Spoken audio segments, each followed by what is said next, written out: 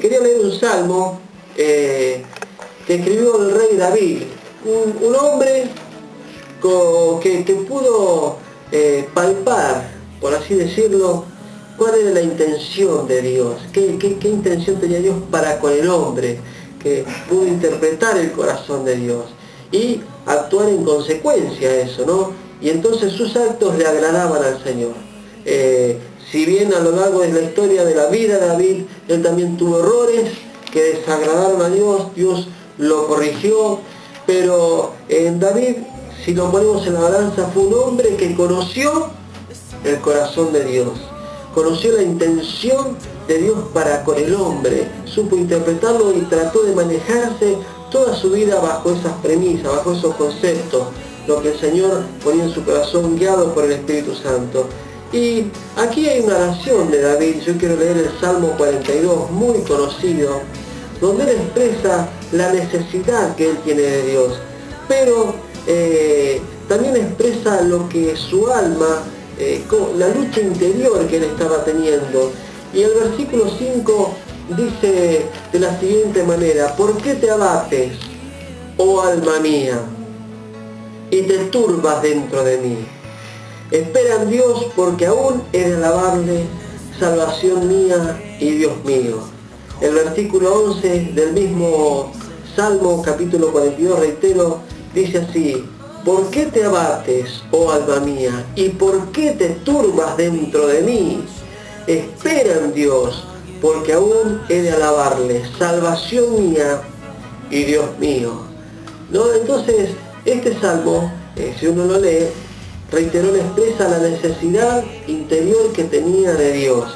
Y en esa necesidad es como que llega a un punto de desesperación y ahogo, donde su alma confusa, a veces desorientada, entonces él mismo se habla a sí mismo y se dice: ¿por qué te abates, oh alma mía, y te turbas dentro de mí? Que está íntimamente relacionado a veces con el desánimo, porque a veces tenemos luchas, pruebas, dificultades, como siempre lo hemos comentado aquí desde estos micrófonos.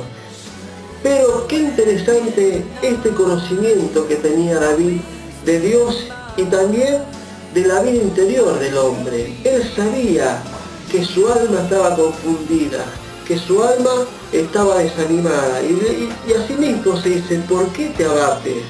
¿Y por qué te turbas? Espera en Dios, porque aún he de alabarle. Entonces él expresa también una palabra no solamente de aliento, sino de confianza y de fe. Espera en Dios, porque aún he de alabarle. Pero qué interesante es esto, que él reconoce la situación de desánimo que estaba viviendo su alma. Y él reconoce que en su interior hay una vida, la cual también tiene que alimentar, la cual también tiene que motivar, la cual también tiene que alentar, que es la vida del hombre interior que Dios puso en nuestro ser. Entonces, qué oportuno es esto, que por ahí despertemos, seamos conscientes y permitamos al Espíritu Santo del Señor que nos habla, porque muchas veces escuchamos en nuestro interior dos voces. Una voz que nos desanima, y más, yo diría tres voces. Una que es la propia nuestra, cuando vemos la realidad, como le pasaba tal vez a David.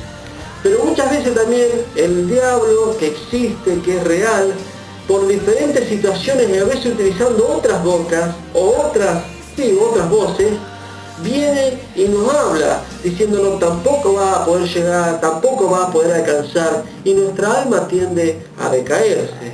Pero también está no solamente las dos voces esta, que llegue la propia nuestra, la voz del diablo, sino también está la voz dulce y preciosa, poderosa del Espíritu Santo de Dios, que es la que nos habla a nuestro interior para fortalecer y orientar, como siempre decimos, nuestra fe en el Señor. Como lo hizo aquí David, a su propia alma la estaba direccionando: espera en Dios, porque aún he de alabarle, salvación mía y Dios mío, y establece esos principios. ¿Dónde estamos parados? ¿Quién es nuestro Dios para nosotros? Y ahí David decía: es mi salvación y es mi Dios. Pero él estaba orientando a su propia alma: mira, direccionate para allá, direccionar tu esperanza para allá. ¿Por qué te turbes y por qué te abates? No, estás mirando mal. Mira al Señor, espera en Él, porque Él es tu Dios y Él es tu salvación. Y si nosotros vemos, reitero, a lo largo de la vida de David, fue un hombre que tuvo esa íntima comunión con Dios, donde él pudo nutrir su alma, su ser interior. Y ahí Dios se le manifestó, se le mostró. Él pudo sentir a Dios en su corazón. Y todos los salmos hablan, o muchos de los salmos hablan de esa vida que David alimentaba, que David nutría, que David fortalecía. Él mismo, en muchos pasajes, reitero, él permitía a Dios, que la voz de Dios hablara a su corazón. Era por eso que él fue un hombre, casi cuando vemos todas sus obras, como nos describía el otro día Rubén, con respecto al ánimo, que son aquella persona cuando está de ánimo, ¿qué hace? Emprende, avanza, hace.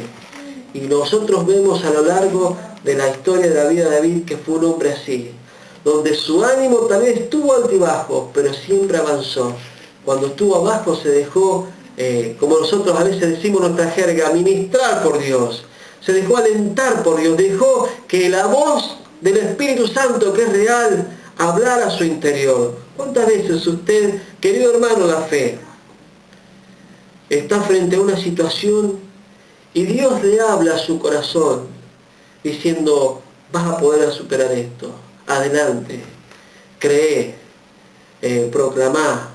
No sé, Dios le va a hablar a su interior, o tal vez recordándole algún pasaje, alguna historia, algún testimonio. Es Dios a través de su Espíritu Santo ministrándole a su alma, hablándole para que usted avance y cobre fe.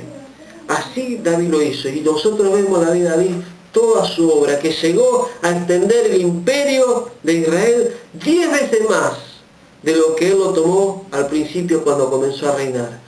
¿Por qué hizo? Porque por las obras del hombre muchas veces nosotros podemos ver quién es el hombre. Entonces, nosotros vemos a lo largo de la vida de David y en su palabra y por sus obras que fue un hombre que dejó a Dios siempre trabajar con su ánimo. Quiera Dios que en este tiempo nosotros también, si estamos pasando una situación difícil, orientemos nuestra fe y le digamos a nuestra alma, la orientemos. Mirá, espera en el Señor, porque aún he de alabarle a mi Dios y a mi fortaleza.